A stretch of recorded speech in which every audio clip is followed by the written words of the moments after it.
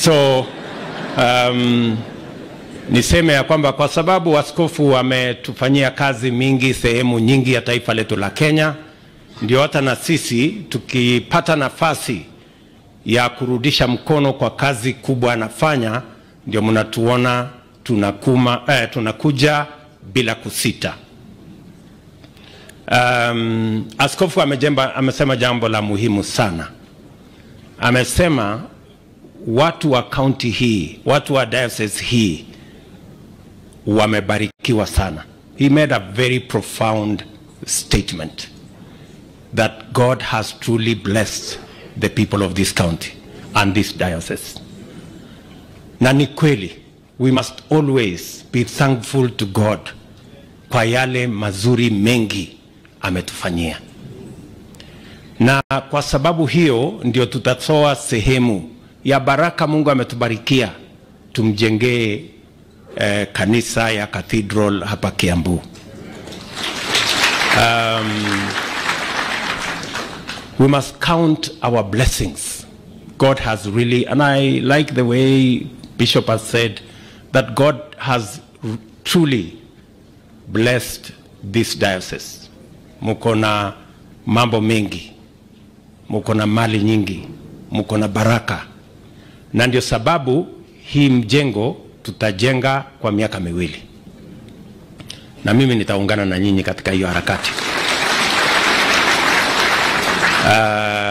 Wakati askofu alinitembelea, aliniambia nikuja na simiti. Na nimekuja na simiti. Kwa sababu mimi pia Mungu amenibarikia.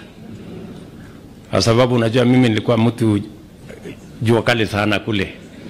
Lakini unajua Mungu anainua mtu, anamfanya rais kupitia kwa baraka zenu za kura na maombi yenu. Mimi nasema asante sana.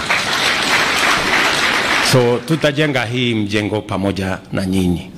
And Bishop, I like your faith that next year, a time like this, we will come here on a Friday to come and open this cathedral.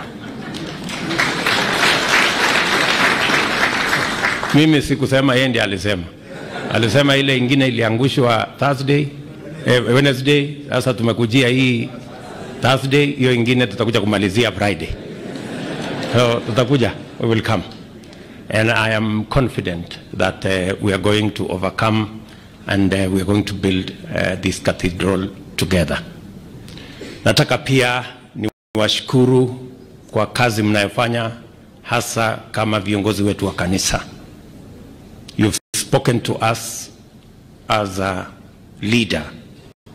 Na umetuuliza mambo mengi ya vile tunaweza, wakati tunangojea kwenda mbinguni, pia tufanye bidii hapa duniani. Na umesema uendi kwa haraka, hata mimi siendi